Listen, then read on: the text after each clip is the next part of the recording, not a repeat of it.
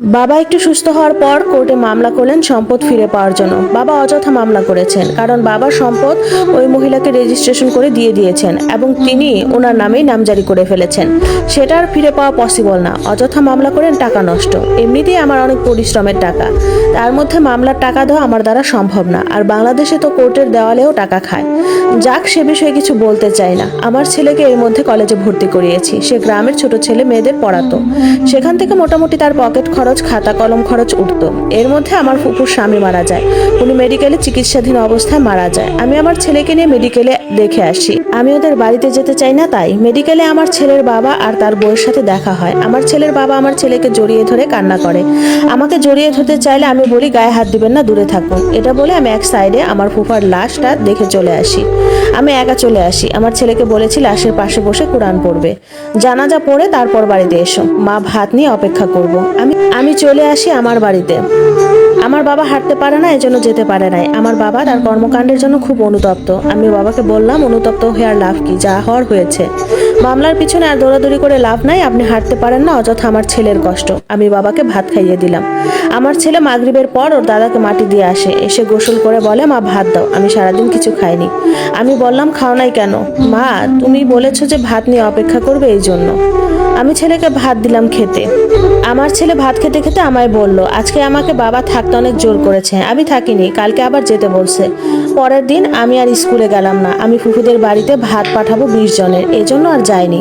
আমি দুপুরের আগে আগে মুরগির ঝোল আর তিতা করলা ভাজি, সাদা ভাত রান্না করে ছেলেকে দিয়ে পাঠিয়েছি। আমি যাইনি, আমার যাওয়ার ইচ্ছেও নেই। এর মধ্যে শুনি আমার ছেলেকে তার দাদা কিছু জায়গা জমি লিখে দিয়ে গেছে। এটা নিয়ে আমার ছেলের বাবা আর তার বউ অনেক ঝামেলা করতেছে। আমি তখন বিষয়টা নিয়ে কিছু বলি না, চুপ থাকি, কারণ এটা আমার ছেলের হক। আমার ছেলে জোর করে আদায় করেনি, তার দাদা তাকে লিখে দিয়েছে।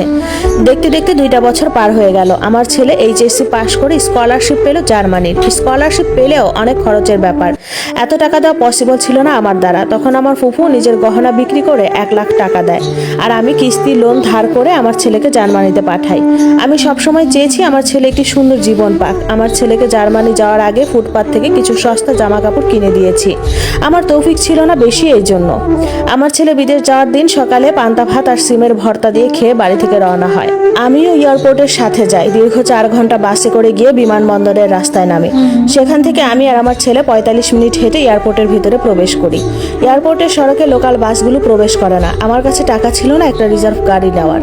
সেদিন অনেক কেঁদেছি আমি। আমার ছেলে বিমানবন্দরের ইমিগ্রেশনের ভিতরে ঢুকে যায়, আর আমি 45 মিনিট হেঁটে তারপর বাসে উঠে বাড়ি চলে আসি। বাড়ি এসে দেখি আমার বাবা নাতির জন্য একদম অসুস্থ হয়ে যায়। কাপড় চোপড়ে মলমূত্র ত্যাগ করে ফেলছে। সেগুলো পরিষ্কার করে গোসল করে এসে ভাত খাইয়ে দিই বাবাকে। আমি খাওয়ার জন্য আর ভাত ছিল না।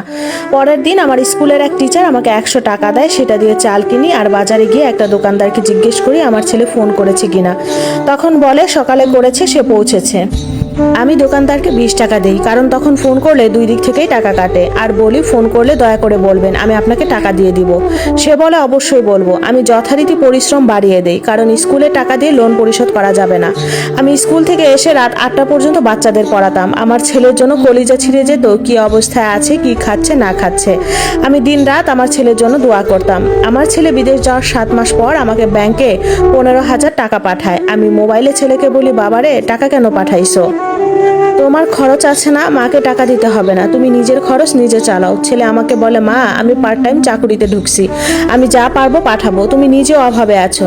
আমি ছেলেকে বলি, বাবা, আমার জন্য চিন্তা করো না, তুমি অচিন দেশে আছো, তোমার চিন্তা তুমি করো। মোবাইলে বেশি কথা বলতে পারতাম না, কারণ 2 দিক থেকেই অনেক টাকা কাটতো। আমার ছেলে বিদেশ যাওয়ার 3 বছর পর আমার বাবা মারা যায়। আবার আমার বাবার মৃত্যুর খবরে ওনার তথাকথিত বউ দেখতেও আসে নাই।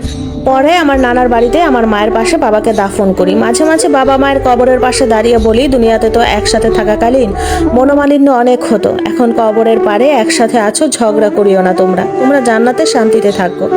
বাবা মারা যাওয়ার পর আমি একা হয়ে যাই। আমার স্কুলের প্রধান শিক্ষকের পদটা পাই আমি। দেখতে দেখতে জীবন থেকে 7 বছর পার হয়ে যায়। আমার ছেলে জার্মানিতে চাকরি পায় একটা ভালো কোম্পানিতে। 7 বছর পর আমার ছেলে দেশে আসে। আমার ছেলে মাশাআল্লাহ অনেক মোটা হয়ে যায়। চেহারা দেখলে বোঝা যায় আমার ছেলে আর ছোট নাই। যে এয়ারপোর্টে আমার ছেলে টাকার অভাবে হেঁটে ঢুকেছিল সেই বিমানবন্দর থেকে এবার আমার ছেলে কার ভাড়া করে এসেছে। ছেড়ে দেশে এসেই আমার ফুপুর সাথে দেখা করতে যায়, ওনাদের জন্য উপহার এনেছে ওর বাবার জন্য, সেগুলো নিয়ে দেখে আসে এবং আমার ফুপুর জন্য 5 ভরি গহনা আনে। আমার ফুপু গহনা নিতে চায়নি, আমরা জোর করে দিয়েছি, বলেছি আবার আসলে আবার আনবে, কারণ একদিন উনি গহনা বিক্রি করে আমার ছেলের জন্য 1 লাখ টাকা দিয়েছিলেন। আমার জন্য একটা চেইন আনে আমার ছেলে, আমাকে পরিয়ে দেয়। তখন গহনার ভরি 7,000 ছিল, এত দাম ছিল না।